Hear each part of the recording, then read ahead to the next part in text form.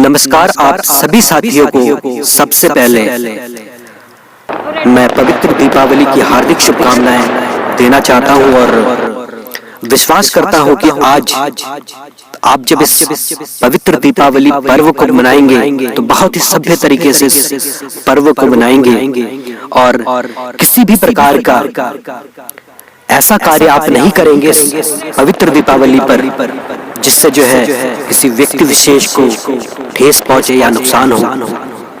तो साथियों, आज इस खुशी के मौके पर मैं अपना एक विचार आप लोगों के साथ शेयर करना चाहता हूं। जैसे कि आप जानते हैं वर्तमान में पूरे संसार में जो है नौकरी की मारामारी है और विश्वास करिए कि इस संसार का प्रत्येक व्यक्ति चाहता है कि उसके पास एक अच्छी नौकरी हो, एक बेहतर पोस्ट पर वो बैठा हो, चाहे वो कोई संगठन है या संस्था है या किसी सरकारी नौकरी पर वो है, तो वह एक अच्छा पोस्ट चाहता है। साथियों, उस पर मैं अपना व्यक्तिगत विचार आप लोगों के साथ पेश करने जा रहा हूं और मेरा विचार यह कहता है, जब आप किसी संगठन में या संस्था में नौकरी के लिए जाते हैं तो सबसे पहले आप देखते हैं कि आप किस तरह का कार्य आप कर सकते हैं उस संगठन के लिए, आप अपना कैसा योगदान दे सकते हैं जिससे उस संगठन में लाभ हो सके। आपको कार्य का नॉलेज है, आप की ज्वाइनिंग हो जाती है उस संगठन में, उस संस्था में आप ज्वाइन हो जाते, कार्य करना शुरू कर देते हैं। हो सकता है कि ये निचला पोस्ट हो, आप अपने पोजीशन अपने पोस्ट से खुश नहीं हैं, आप बेहतर पोस्ट चाह सकते हैं और चाहते भी होंगे और चाहना भी चाहिए।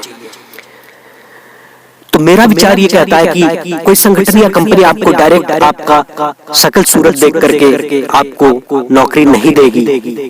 इसके लिए आपको कुछ कदम उठाने पड़ते हैं और वह कदम इस प्रकार से हो सकते हैं।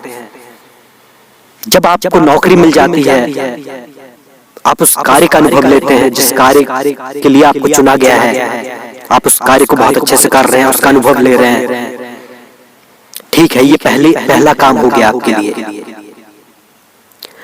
अब अगर आपको अच्छा पोस्ट चाहिए, बड़ा बनना है, ऊपरी पोस्ट तक पहुंचना है, तो संगठन में शीर्ष में बैठे जो लोग हैं, जो संस्था का संचालन कर रहे हैं, उनके नजर में आपको आना पड़ेगा, उनके सम्मुख आपको रहना पड़ेगा। और इसके लिए आपको क्या करना है, आप जब अपने कार्य को अच्छे से समझ जाते हैं, इसके बाद आपको संगठन के बारे में जानना चाहिए, उस संस्था के बारे में अधिक से अधिक जानने का प्रयास करना चाहिए।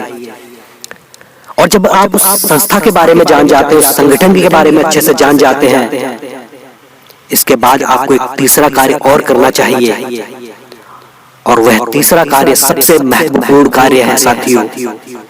और इस महत्वपूर्ण कार्य को मैं समस्या कहता हूं। जब एक संगठन और संस्था आपको कार्य देती है तो जाहिर सी बात है वो किसी चीज का उत्पादन करती होगी या कोई सेवा देती होगी जिससे जो है कंपनी लाभ अर्जित करती है। तो असल में उस संगठन या संस्था में बहुत सारी समस्याएं आए दिन उत्पन्न होती होंगी और ये होती भी है। आपको समस्या को समझना पड़ेगा, समय देना पड़ेगा। आप उस समस्या को अच्छे से एनालिसिस करिए, देखिए, उसको समझने का प्रयास करिए कि किस तरह की समस्या आ रही है उत्पादन में और इस संगठन के सामने। जब आप उस समस्या को समझ जाते हैं, इसके बाद आप एक चौथा कार्य कर सकते हैं और वो चौथा कार्य है अपनी विवेचना का उपयोग करिए। एकांत जगह पर जाइए, बैठिए, समय दीजिए और सोचिए कि किस तरीके से आप उस समस्या को सुलझा सकते हैं। बेहतर रास्ते खोजने का प्रयास करिए और वो रास्ते आपको मिलेंगे। जब आपको वह रास्ता मिल जाए तो आप इसकी एक प्रस्तुति तैयार कर लीजिए, एक नोटबुक बना लीजिए कि इस तरीके से जो है आप इस समस्या को सुलझा सकते हैं। और जब आपकी प्रस्तुति तैयार हो जाए तो आप अपने संगठन या संस्था में उन लोगों तक पहुंचिए जो शीर्ष नेतृत्व कर रहे होंगे उस संगठन या संस्था का। आप उनके सामने जाकर पहल करिए, उनसे डायरेक्ट संवाद करिए, सर इस तरह की समस्या को जो है मैं सुलझा सकता हूं, मुझे थोड़ा समय दीजिए, मैं अपने अनुभव को इस्तेमाल करना चाहता हूं, इस समस्या को सुलझाना चाहता हूं। और सबसे बड़ी बात, ये कार्य आप उस दौरान कर सकते हैं जब आप उस संस्था में कार्यरत हैं। उन्हीं 8 घंटे के अंतराल में जब आप उस संगठन में कार्यरत होते हैं, उसी संगठन में आप अपना थोड़ा सा समय निकाल कर इन समस्याओं के बारे में सोच सकते हैं और इन चारों विषयों पर कार्य कर सकते हैं।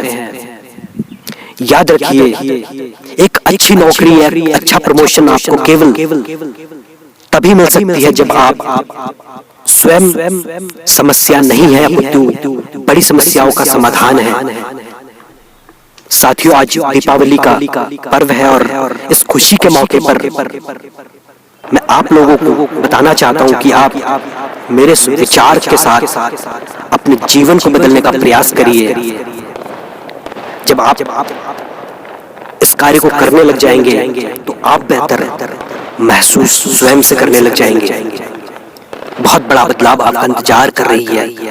इन्हीं शब्दों के साथ एक बार पुनः मैं आप सभी को पवित्र दीपावली की हार्दिक शुभकामनाएं देता हूं। बहुत बहुत धन्यवाद इस वीडियो को अंत तक देखने के लिए।